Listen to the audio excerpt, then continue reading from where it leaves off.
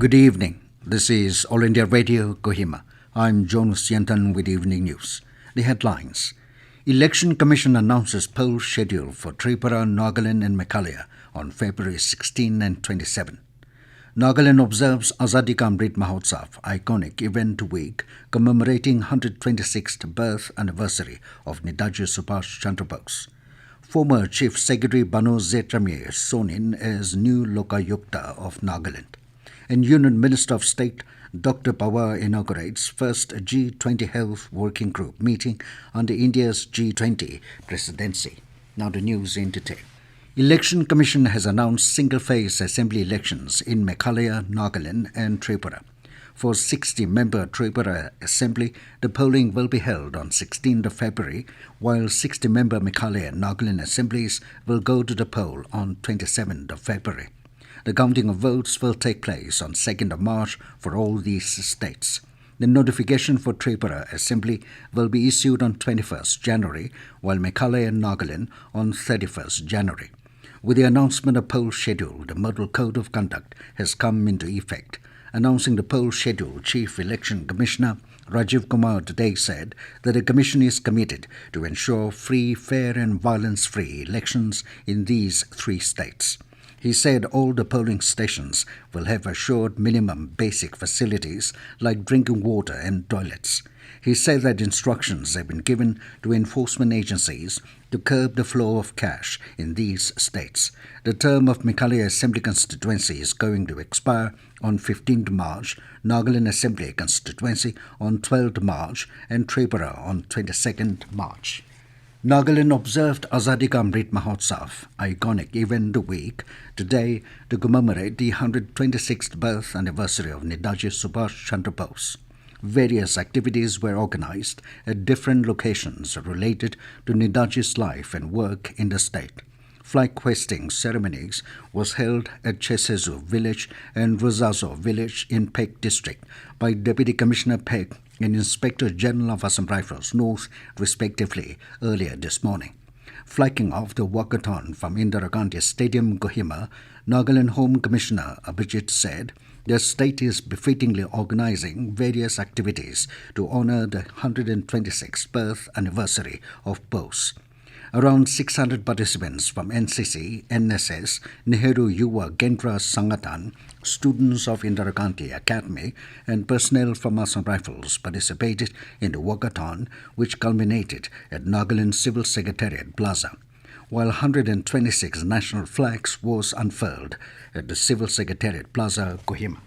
Chief Secretary Nagaland J. Alam and other dignitaries, along with the State Police and NCC, unfurled the 126 national flags, which was followed by a pipe and brass band, a display by Assam Rifles and Nagaland Police.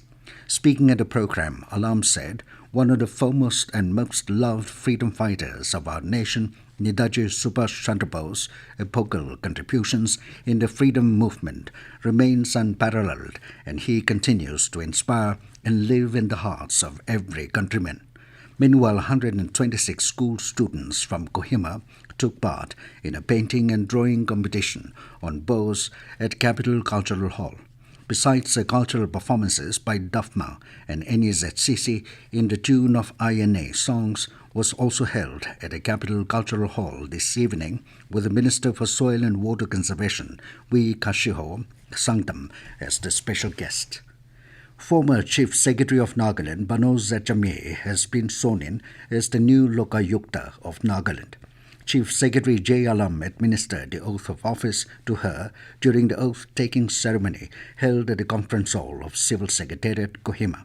Home Commissioner Abhijit Sinha initiated the proceedings. This news comes to you from All India Radio, Kohima. You can also listen to this news bulletin on News on Air app and YouTube channel AIR News, Kohima. The first G20 Health Working Group meeting under India's G20 presidency began today at Thiruvananthapuram in Kerala. Union Minister of State for Health and Family Welfare, Dr. Pravin Pawar, inaugurated the three-day event. Speaking on the occasion, she said pandemic policy must be a defining part of a health policy, as any health crisis today leads to an economic crisis due to the multi-sectoral nature of interconnected world. She emphasized on the need for strengthening and empowering communities to become resilient to future health emergencies. Dr. Pawar said that the learning must form the agenda for our preparedness and response together, as COVID-19 will not be the last pandemic. She also underscored the importance of building resilient health systems and investing in life-saving vaccines, therapeutics, and diagnostics.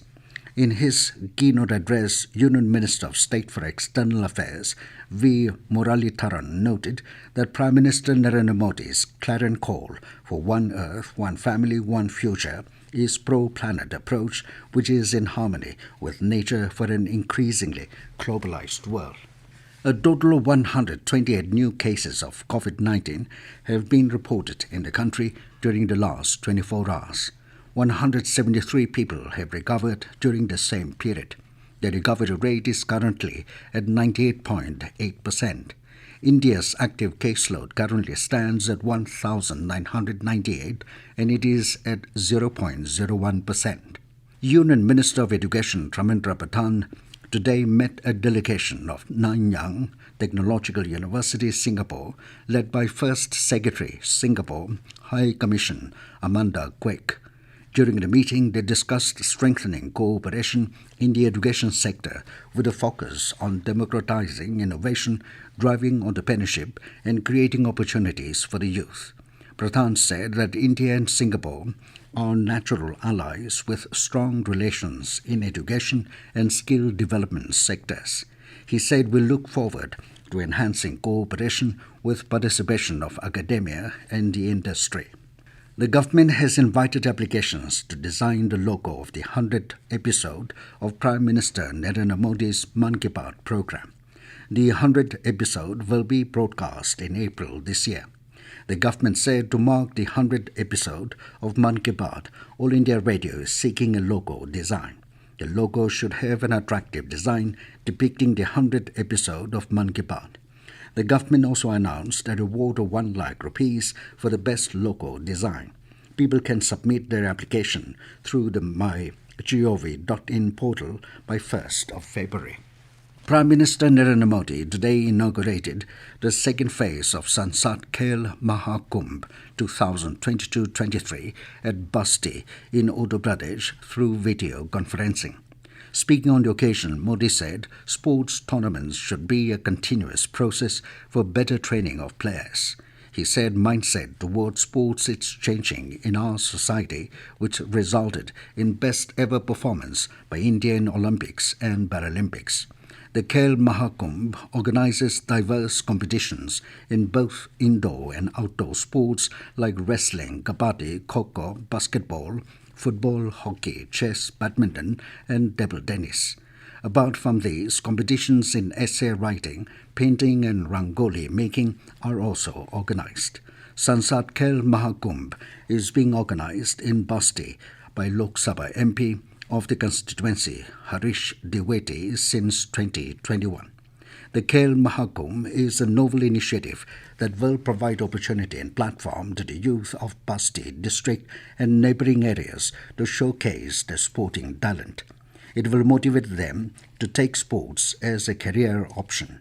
It also endeavors to inculcate a spirit of discipline, teamwork, healthy competition, self-confidence, and nationalism among the youth of the region. And now it's when the news, here are the main points again. Election Commission announces poll schedule for Tripura, Nagaland and Meghalaya on February 16 and 27th. Nagaland observes Azadi ka Amrit Mahotsav, iconic event a week commemorating 126th birth anniversary of Nidaji Subhash Chandra Bose. Former Chief Secretary Banuo Z. Jamir sworn in as the new Lokayukta of Nagaland. And Union Minister of State Dr. Pawar inaugurates first G20 Health Working Group meeting under India's G20 presidency. That is all we have in this evening news bulletin. Good night.